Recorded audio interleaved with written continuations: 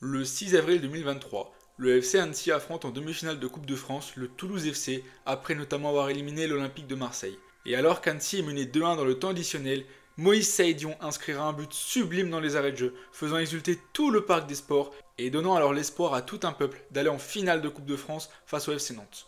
Malheureusement, ce but sera annulé pour une position de hors-jeu. Mais alors, que devient le petit Moïse? Formé à l'Afrique Football Elite de Bamako, révélé au Racing Club de Strasbourg avant de briller lors d'un prêt au FC Annecy, Moïse est revenu à Strasbourg mais n'a pas disputé une seule minute de jeu cette saison. Pourquoi ça? On va le voir ensemble.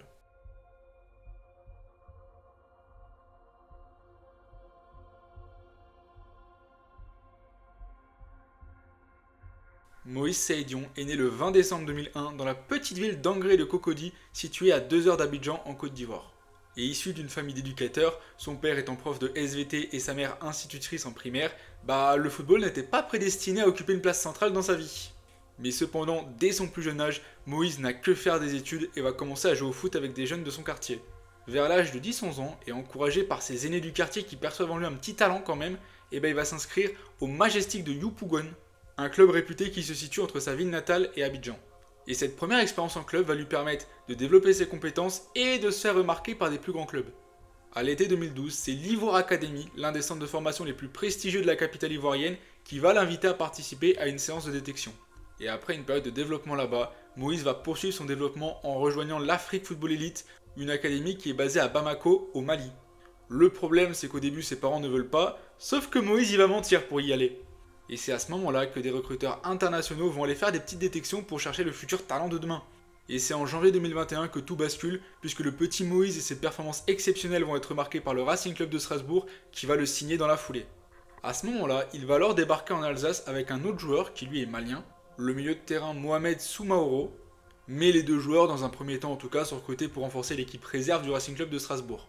2 mois plus tard, Moïse va faire sa première apparition au professionnel avec le Racing Club de Strasbourg, étant donné qu'il y a plusieurs blessures qui vont contaminer le groupe professionnel. Le 4 avril 2021, Moïse Saïdion va faire ses débuts en Ligue 1 lors d'un déplacement à Bordeaux. Et dès la semaine suivante, le 10 avril contre le Paris Saint-Germain, il va connaître sa seconde apparition en Ligue 1, à nouveau comme remplaçant en fin de match. Sauf qu'à ce moment-là, l'attaquant ivoirien va marquer son premier but en professionnel sur le maillot strasbourgeois face au... Malheureusement pour lui, cette réalisation-là sera symbolique car son club perdra 4-1. Et lors de la saison suivante, la saison 2021-2022, Saïdion va quand même voir son temps de jeu rester limité. Le Racing Club de Strasbourg ne veut pas brûler les étapes avec sa jeune pépite. Au passage, il y a aussi une forte concurrence. Cette année-là, il y a Ludovic Ajorc, il y a Habib Diallo ou encore Kevin Gamero. Mais en interne, le club a confiance en lui.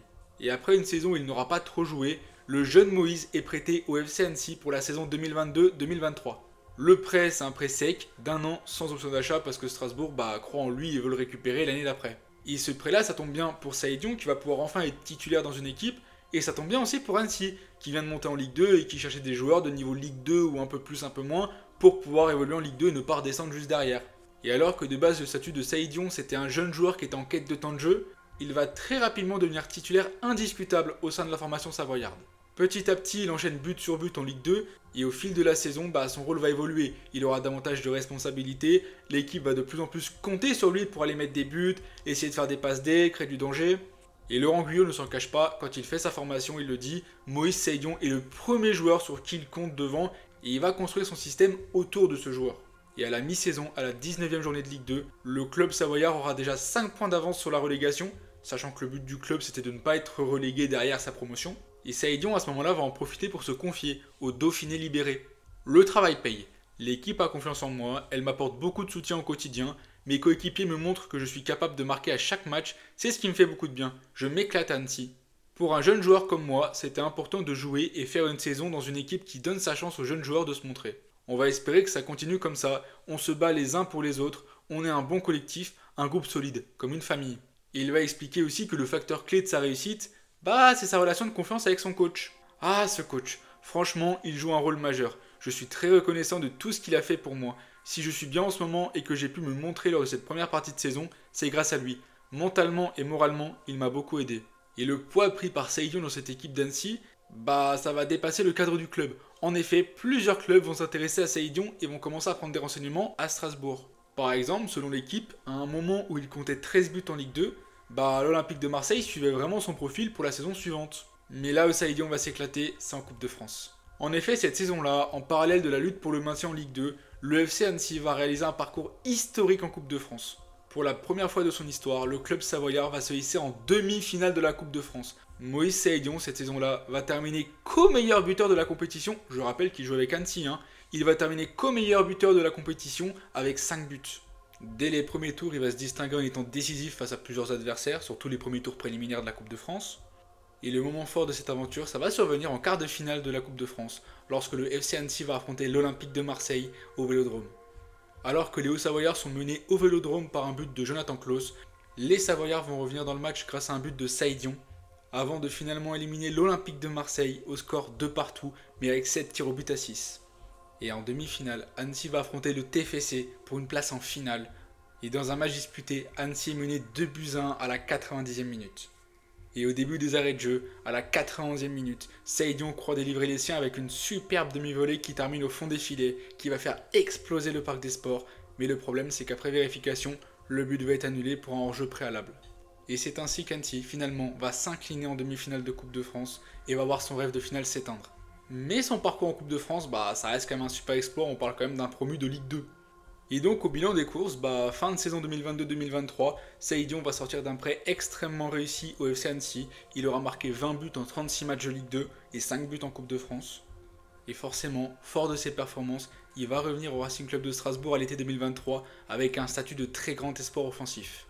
Et à son retour, Saïdion va découvrir un nouvel entraîneur en la personne de Patrick Vieira, qui va être nommé à la tête de l'équipe première durant l'intersaison en 2023. Cependant, son intégration va être freinée puisqu'il va se blesser une première fois. Il va alors se blesser à la cuisse pendant un match amical au mois d'août. Forcément, cette blessure va le priver du début de saison et l'attaquant ivoirien fera sa première apparition officielle qu'à la mi-septembre 2023. Derrière, Patrick Vieira va principalement l'utiliser en sortie de banc pour combler les 10-15 minutes qui restent en fin de match. Et à la fin de la saison, Saïdion aura quand même fait 18 matchs en Ligue 1, mais quasiment que des entrées en jeu, mais il n'aura pas marqué sous le maillot strasbourgeois. Et on va arriver à la saison 2024-2025, et là déjà pendant le mercato, Saïdion a annoncé sur le départ. Forcément, il veut quitter Strasbourg car il veut avoir plus de temps de jeu, et de manière générale, il aimerait bien vraiment lancer sa carrière. Sauf que l'idée de transfert va s'éteindre le 10 août 2024. En effet, Saïdion va gravement se blesser lors d'un match amical contre le Borussia Mönchengladbach, et le staff médical du Racing va prendre aucun risque et va faire en sorte que l'Ivoirien soit opéré directement afin de réparer les dégâts à son genou.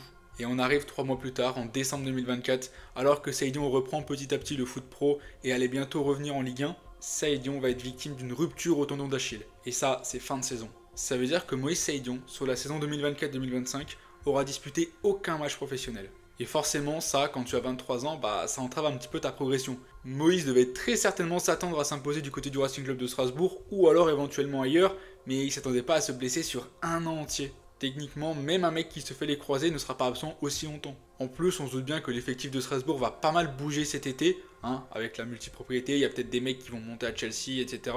On sait pas trop ce qui va se passer. Mais là, son avenir va dépendre que d'une chose. Sa capacité à rebondir. Après un an sans jouer au niveau professionnel, est-ce qu'il va réussir à revenir? On lui souhaite. Après, même si une saison sans jouer ça pique, Moïse n'a que 23 ans. Parce que c'est vrai qu'à cet âge-là, même si tu joues pas pendant un an, ça peut aussi signifier fin de carrière ou alors fin de carrière au haut niveau, on va dire. S'il arrive à revenir en pleine possession de ses moyens, retrouver son foot, se remettre dedans mentalement et moralement aussi, en vrai, il aura encore toutes les cartes en main pour retrouver son potentiel. Mais par contre, il y a quelque chose qui est sûr et certain. Ces premiers mois de la saison prochaine seront décisifs pour la suite de sa carrière.